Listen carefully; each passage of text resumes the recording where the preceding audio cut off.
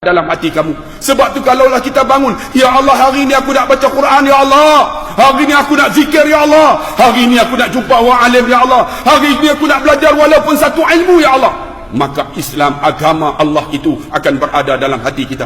Tetapi akhir zaman manusia sudah tidak memikirkan tentang Allah, tuan-tuan. Mereka fikir apa? Bangun pagi, hari ini aku nak makan apa? Bangun pagi, hari ini aku nak buat kerja apa? Bangun pagi, kalau boleh Jumaat aku tak mau pi, kalau pi pun aku duduk di luar. Dia duduk fikir benda-benda yang itu, bukan nak fikir, ya Allah, hari ini mungkin aku mati, ya Allah. Cuba tuan-tuan bayang, kalaulah tuan-tuan datang keluar daripada kerja tadi, tiba-tiba datang utusan daripada malaikat Israel, wahai Ahmad, selepas Jumaat nanti kamu akan ditarik nyawanya. Apa perasaan kamu? Tuan-tuan mungkin akan duduk di saf depan, di belakang imam. Kenapa? Tuan-tuan yakin kematian selepas Jumaat ini. Mungkin tuan-tuan takkan duduk di luar kerana kematian menanti tuan-tuan. Tetapi tuan-tuan masih leka, apa Jumaat nanti aku nak pergi makan cakotiau, lepas Jumaat nanti aku nak makan nasi lemak. Duk memikir tentang hal dunia lagi. Sedangkan Allah, tuan-tuan, sedang melihat kita semua, untuk kita berdoa, untuk kita bersembahyang, untuk kita berzikir kepadanya. Marilah tuan-tuan yang dikasihi dan rahmati Allah, kembalikan kekuatan Islam dalam hati kita ini dengan kita meletakkan Allah ada dalam diri kita. Tapi ada yang saya sebut Allah, dia tak rasa, tuan-tuan. Sebab apa? Fi qulubihim marad fazadahumullahu marada. Bila dibacakan kepada dia ayat Allah, disebut Allah, hati dia tak gentar. Sebab hati dia apa? Ada penyakit, tuan-tuan. Hati dia penuh dengan kegelapan. Kita sebut Allah tak gentar. Sedangkan orang yang beriman apabila disebut Allah, hati dia gentar, takut kepada Allah. Sebab tu tuan-tuan yang dikasihi dan dirahmati Allah, marilah kita kembali kepada umat Islam yang mereka ini, tuan-tuan, mereka takut hanya kepada Allah, bukan takut dengan manusia.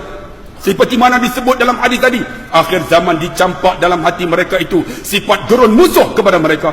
Tetapi dicampak, dimasukkan dalam hati mereka umat akhir zaman satu penyakit namanya wahnun. Apa penyakit wahan itu, wahnun itu? Maka kata Nabi, penyakit itu ialah hubbud dunia wa karahiyatul maut. Mereka kasih dunia, takut mati, tuan-tuan. Bila kita sebut pasal mati, semua rasa aku panjang umur lagi. Bila kita sebut tentang mati, tuan-tuan, mereka kata aku tak mati lagi, aku sihat. Bang, saya pengerusi alumni. Kelas saya tahun lepas kami 36 orang. Tahun ini saya panggil semua sahabat, kawan-kawan satu kelas 36 orang. Tiba-tiba yang datang 30 orang. Saya tanya lagi, mana Aminah? Dia orang kata, Ustaz tak tahukah Aminah telah meninggal kena kanser payudara? Saya kata, mana Usop? Usop, Ustaz tak tahukah dia potong kaki sampai dekat paha, mati Ustaz bulan 4 baru ni. Saya tanya lagi, mana Zubaidah? Ustaz tak tahukah Zubaidah accident dengan suaminya meninggal. Saya tanya seorang-seorang, rupanya 6 orang mati, tuan-tuan, tahun ini sahaja dalam kelas saya. Maka termenung saya, ya Allah, mungkin tahun hadapan aku pula. Aku pun dah 50, bukan muda lagi. Ada di kalangan yang datang pun ada yang kena stroke wadada. Saya tanya di kalangan kita yang ada 30 orang ni, siapa kunci mana? 6 orang angkat tangan. Saya kata, siapa di sini yang dia kena cuci buah pinggang? Seorang angkat tangan. Saya kata, ya Allah, mungkin tahun depan akan kurang lagi. Menunjukkan bahawa saat kematian kita, tuan-tuan, kita duk rasa panjang. Sebenarnya saat itu sedang menanti kita. Saya nak tanya tuan-tuan ahli jemaah sekalian, kalau-kalaulah kita mati sekarang, agak-agak layak dah masuk syurga Allah? Agak-agak boleh lepas dah sakaratul maut? Yang mana orang yang mati syahid, sakit mati syahid ini seperti mana gigit semut. Bagaimana kita yang penuh dengan dosa, yang tak ada harapan untuk mati syahid, yang penuh dengan maksiat, bagaimana saat sakaratul maut kita? Tuan-tuan bayang tengok, bagaimana saya akan menghadapinya, yang apabila saya bercakap berdekah-dekah ini, mungkin malaikat maut akan ambil nyawa saya dengan dosa saya yang banyak ini. Tapi saya nak bagi tahu tuan-tuan, aku nak masuk syurga, dan aku nak tarik semua yang ada ni lah masuk syurga. Itu bertamat saya. Kalau saya masuk syurga seorang, tuan-tuan, sunyi syurga tu. Sebab tu saya jerakah, saya ceramah, saya sebut benda-benda ni. Sebab apa? Kita nak tarik semua dalam masjid ni, termasuk yang di luar. Oh, kita nak masuk syurga. Marilah bersama-sama dengar khutbah ini. Sentuhkan hati tuan-tuan. Sentuhkan hati tuan-tuan dengan kalimah Allah. Kita harap kita mati dengan kalimah Allah. Kalaulah hidup kita tak pernah sebut la ilaha illallah. Saya nak tanya, mati boleh sebut ke abang? Sedangkan kalau hidup tak pernah sebut la ilaha illallah, mati boleh sebut ke? Tak ada harapan bang. Sebab itulah tuan-tuan, jangan jadi umat akhir zaman wahnun penyakit mereka, hubbud dunia wa karahiyatul maut. Marilah tuan-tuan, ihfadillah yahfadu. Kamu jagalah hak Allah, Allah akan jaga kamu. Semayang kamu tak tinggal, insya-Allah Allah murah rezeki kamu.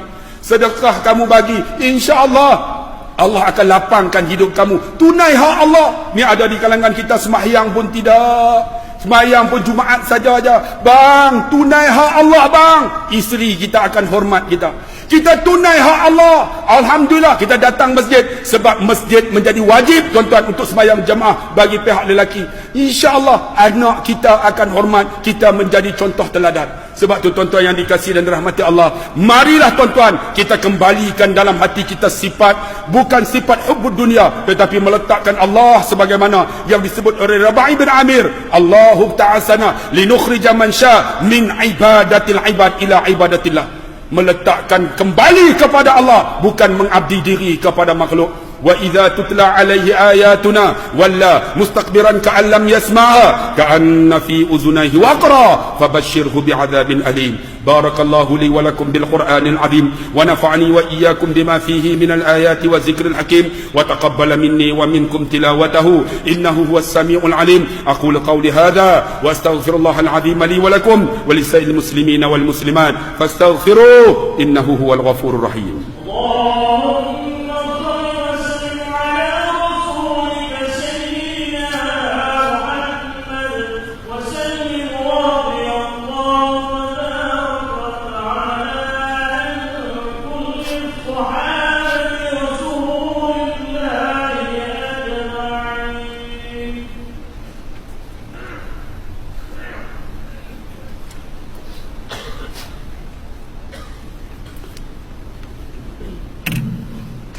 الحمد لله الذي هدانا للإسلام وجعلنا خير أمة أخرجت للناس تأمرون بالمعروف وتنحون عن المنكر وتؤمنون بالله.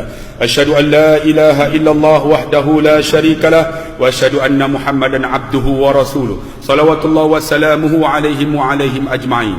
اللهم صل على سيدنا محمد وعلى آل سيدنا محمد.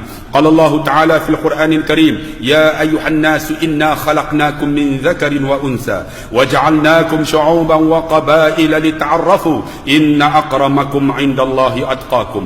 Wahai manusia, kami jadikan kamu lelaki dan perempuan bersuku-suku, berbangsa-bangsa, supaya kamu mengenal di antara satu sama lain. Yang paling mulia di kalangan kamu iaitu yang bertakwa kepada Allah. Marilah tuan-tuan sidang Jumaat yang dikasihi, yang umurnya 40 ke bawah, yang 40 ke atas, marilah kita menjadi orang yang bertakwa kepada Allah. Bertakwa macam mana? Imtisalul awamir. Mereka meletakkan Allah itu segala-galanya. Allah patut kita ikut. Kata Sayyidina Ali, al-khawfu bil jalil. Orang yang bertakwa itu mereka tidak takut kecuali Allah. Wal amalu bit tanzil, dia beriman dengan apa yang diturunkan oleh Al-Quran. Sebab tu ada di kalangan kita yang tak boleh lagi baca Quran.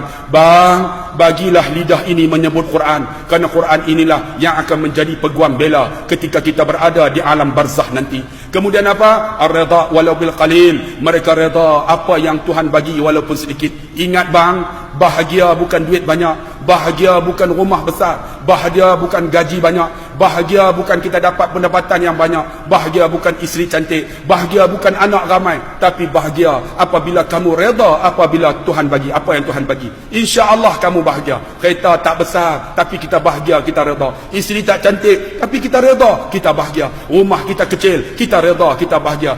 Gaji kita tak banyak tapi kita reda. Itulah satu kebahagiaan. Kemudian apa? Al-isti'dad yaumar rahil. Berbekallah pada hari rehlah perjalanan kita untuk bertemu dengan Allah. Marilah tuan-tuan sidang Jumaat sekalian, berbekallah untuk kita bertemu dengan Allah. Apa bekal kita? Ahsanu amala. Bekal itu mesti yang terbaik. Ahsanu, kalau kita mengaji bahasa Arab, ahsanu maksud dia isim tafdil, yang terbaik. Buatlah yang terbaik tuan-tuan. Sembahyang tolonglah jaga kekhusyukannya. Sedekah tolonglah ada keikhlasannya walaupun sedikit. Ingat, tolong orang, jangan minta balasan. Tuan-tuan, kita harap kita semua akan bertemu di syurga Allah Subhanahu wa taala. Seperti mana Sayyidina Imam Asy-Syafi'i. Imam Syafi'i ini seorang yang cukup tawaduk. Bila dia jalan di pasar-pasar, dia dengar orang cakap, dia tak pasal tutup telinga, dia boleh hurai dalam